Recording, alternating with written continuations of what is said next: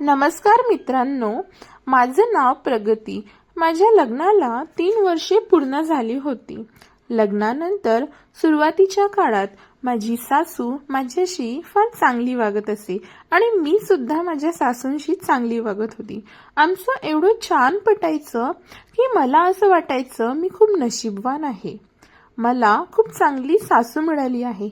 आईसारखंच जीव लावते. आमचं सर्व काही छान सुरू होतं. काही दिवसांनी आम्हाला एक गोंडस बाळ झालं. मी, माझे सासू सासरे आणि मला एक नणंद होती. मी सर्वांची कामे करत असे.